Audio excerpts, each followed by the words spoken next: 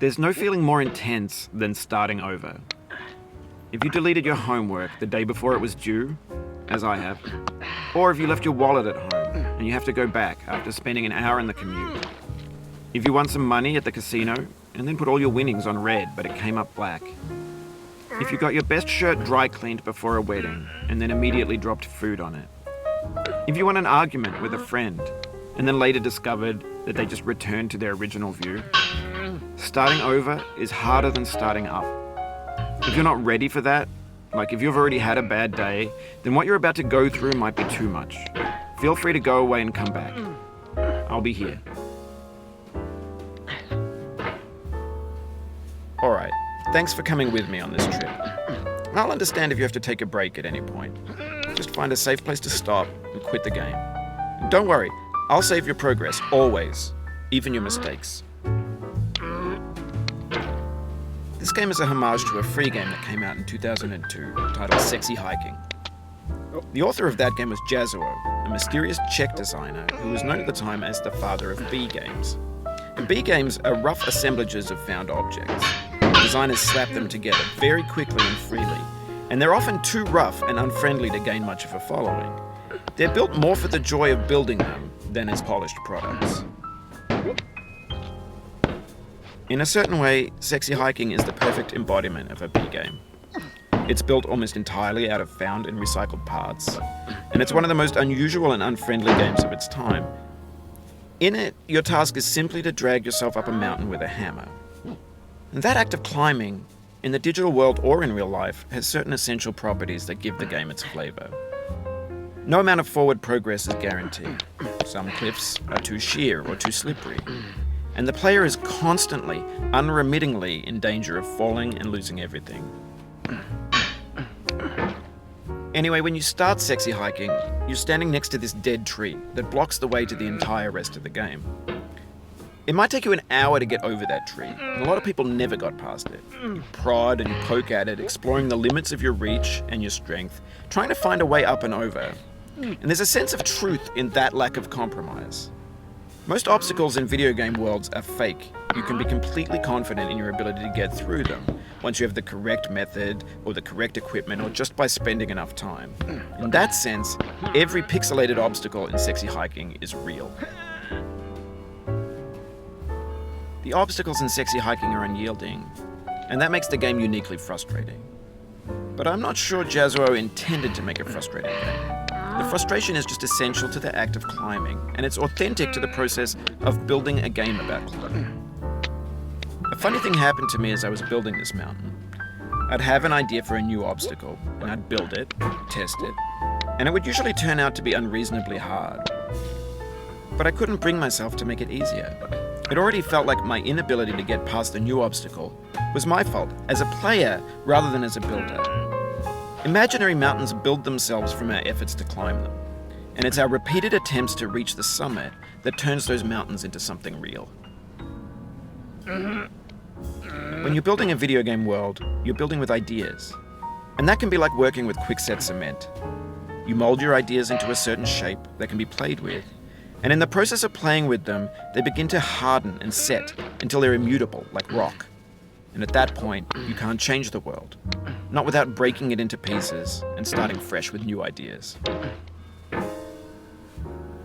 For years now, people have been predicting that games would soon be made out of prefabricated objects, bought in a store and assembled into a world. And for the most part, that hasn't happened, because the objects in the stores are trash. I don't mean they look bad or that they're badly made, although a lot of them are. I mean they're trash in the way that food becomes trash as soon as you put it in the sink. Things are made to be consumed and used in a certain context, and once the moment is gone, they transform into garbage. In the context of technology, those moments pass by in seconds. Over time, we've poured more and more refuse into this vast digital landfill that we call the internet. It now vastly outnumbers and outweighs the things that are fresh and untainted and unused. When everything around us is cultural trash, trash becomes the new medium, the lingua franca of the digital age. And you can build culture out of trash, but only trash culture. B games, B movies, B music, B philosophy. Maybe this is what digital culture is. A monstrous mountain of trash, the ash heap of creativity's fountain. A landfill with everything we ever thought of in it. Grand, infinite, and unsorted. There's 3D models of breakfast, Gen X's fanfic novels, Scan magazines, green screen Shia LaBeouf, banned snuff scenes on LiveLeak. Facebook's got lifelike bots with unbranded adverts and candid shots of Kanye and Taylor Swift mashups, car crash epic failed GIFs, Russian dashcam vids, discussions of McRibs, discarded, forgotten, unrecycled, muddled, rotten, untitled. Everything's fresh for about 6 seconds, until some newer thing beckons, and we hit refresh. And there's years of persevering, disappearing into the pile, out of style, out of sight. In this context, it's tempting to make friendly content that's gentle, that lets you churn through it but not earn it. Why make something demanding if it just gets piled up in the landfill, filed in with the bland things?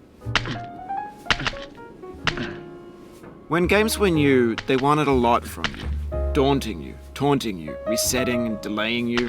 Players played stoically. Now everyone's turned off by that. They want to burn through it quickly. A quick fix for the fickle, some tricks for the clicks of the feckless. But that's not you, you're an acrobat. You could swallow a baseball bat. Now I know, most likely you're watching this on YouTube or Twitch, while some dude with 10 million views does it for you. Like a baby bird being fed chewed up food. That's culture too.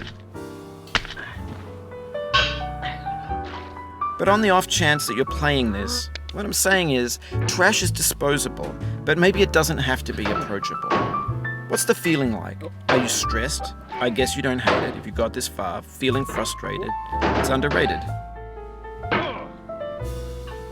An orange is sweet, juicy fruit locked inside a bitter peel. That's not how I feel about a challenge. I only want the bitterness. It's coffee. It's grapefruit. It's licorice. It feels like we're closer now. Composer and climber, designer and user. You could have refused, but you didn't. There was something in you that was hidden, that chose to continue. It means a lot to me that you've come this far, endured this much. Every wisecrack, every insensitivity, every setback you've forgiven me is a kingly gift that you've given me. We have the same taste, you and I. It's not ambition, it's ambition's opposite. An obdurate mission to taste defeat. You'll feel bad if you win, so I put this snake in for you. Have you thought about who you are in this? Are you the man in the pot, Diogenes? Are you his hand? Are you the top of his hammer? I think not. Where your hand moves, the hammer may not follow, nor the man, nor the man's hand. In this you're his will, his intent, the embodied resolve in his uphill ascent.